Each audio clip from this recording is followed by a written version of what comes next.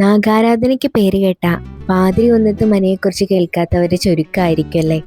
1000 വർഷം മനയെ കാത്ത നാഗത്തെക്കുറിച്ചും സർപ്പബലിയെക്കുറിച്ചും നാഗയക്ഷിയെക്കുറിച്ചൊക്കെയുള്ള ഇവിടുത്തെ ഐതിഹ്യങ്ങളും വിശ്വാസങ്ങളൊക്കെ നമുക്കൊന്ന് അറിഞ്ഞാലോ.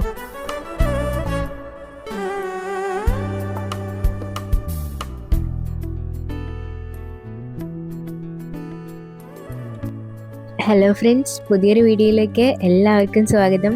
അപ്പോൾ കേരളത്തിലെ തന്നെ പ്രസിദ്ധമായ നാഗാരാധന കേന്ദ്രങ്ങളിൽ ഒന്നാണ് കേട്ടോ ഈ പാതിരി ഒന്നത്ത് മന. ചെർപ്പളശ്ശേരി മുണ്ടക്കോട്ടുകുറിശി ഭാഗത്തായിട്ടാണ് ഇത് സ്ഥിതി ചെയ്യുന്നത്. നൂറ്റാണ്ടുകൾക്ക് മുമ്പ് തന്നെ നാഗാരാധനയ്ക്ക് തുടക്കം കുറിച്ചൊരു ഇല്ലം കൂടിയാണ് കേട്ടത്.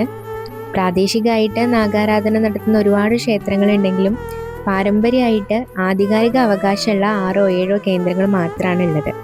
അതിപ്പോൾ തെക്ക് ഭാഗത്ത് നിന്ന് നോക്കുകയാണെന്നുണ്ടെങ്കിൽ വെട്ടിക്കോട്ട്, മണ്ണാറശാല, നാഗംപുഴിമന, ആമേടമംഗലം, പാമ്പുമേക്കാട്, പാതിരി ഒന്നത്തുമന, ഇങ്ങനെയാണ് അത് വരുന്നത്.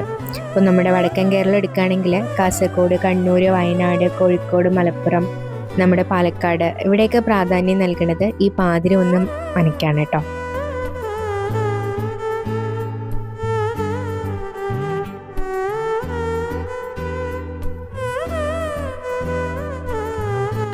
കുളപ്പുറത്ത് മന എന്നുള്ള പേരിലും കൂടെ ഈ ഒരു മന അറിയപ്പെടുന്നുണ്ട്.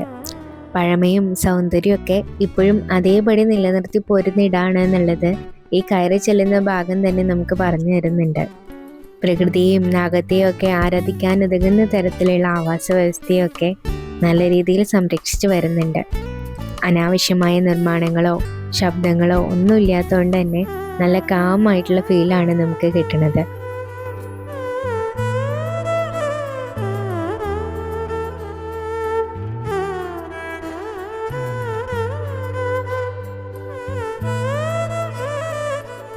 കേരളത്തിലെ വേറെയുള്ള മനകളുടെ ഐതിഹ്യം എടുത്തു നോക്കിക്കഴിഞ്ഞാൽ തികച്ചും വ്യത്യസ്തമായിട്ടുള്ള ഒരു കഥയാണ് ഈ മനയ്ക്ക് പറയാനുള്ളത്.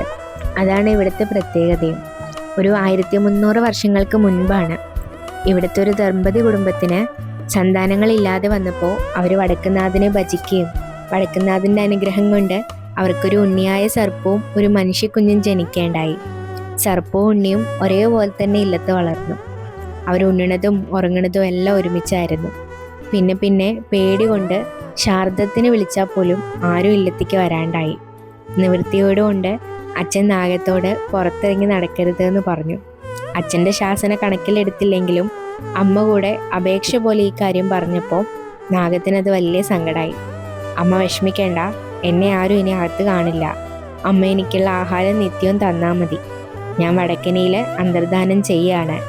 വരുന്ന 1000 വർഷം ഈ കുടുംബത്തെ സന്തതി പരമ്പരകളോടുകൂടി ഞാൻ സംരക്ഷിച്ചോളാമെന്നും ഈ ഇല്ലം സർപ്പദോഷ പരിഹാരങ്ങൾക്ക് പേര് കേട്ട ഇല്ലായി തീരുമെന്നും സന്താനങ്ങളില്ലാതെ ദുഃഖം അനുഭവിക്കുന്നവർക്ക് എന്നും ഈ ഇല്ലം ആശ്രയമായിരിക്കുമെന്നും എൻ്റെ സാന്നിധ്യവും സംരക്ഷണവും എന്നും ഉണ്ടാവുമെന്ന് അറിയിച്ചിട്ട് ഇല്ലത്തിലെ വടക്കിനയിലേക്കുള്ള ഒരു ശിലയിലേക്ക് അന്തർധാനം ചെയ്തു എന്നുള്ളതുമാണ് ഇവിടുത്തെ ഐതിഹ്യം.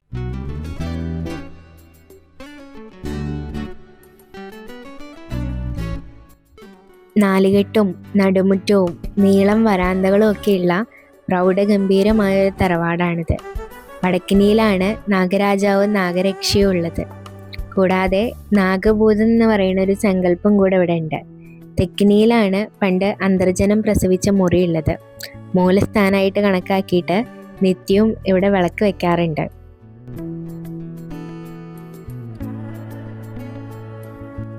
ഏക്കർ കണക്കിന് പരന്ന് കിടക്കുന്ന ഒരു സ്ഥലമാണ് കേട്ടോ അത്. ഇവിടെ ഇല്ലത്തിൻ്റെ തെക്ക് ഭാഗത്തായിട്ട് ഒരു അയ്യപ്പൻകാവ് കൂടെ ഉണ്ട്. കാവിൻ്റെ നേരെ മുമ്പിൽ ഒരു ചെറിയ കുളം കൂടെ കാണാം കേട്ടോ. നല്ല തെളിഞ്ഞ വെള്ളമാണ് ഇവിടെ ഉള്ളത്.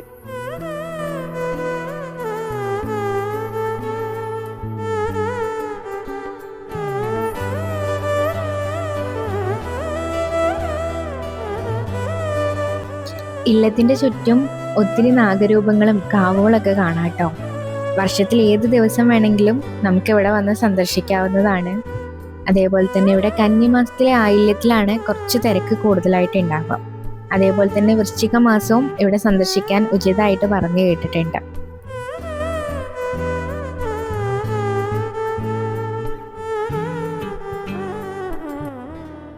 എല്ലാവരുടെയും നടന്ന് കാണലും തൊഴിലൊക്കെ കഴിഞ്ഞപ്പോൾ ഞങ്ങൾ പതുക്കെ അവിടെ നിന്ന് ഇറങ്ങി കേട്ടോ. അപ്പോൾ ഇന്നത്തെ വിശേഷങ്ങളും വീഡിയോ ഒക്കെ എല്ലാവർക്കും ഇഷ്ടമായി എന്ന് വിചാരിക്കണം. അടുത്ത വീഡിയോ ആയിട്ട് വീണ്ടും കാണാം. അപ്പോൾ ബൈ.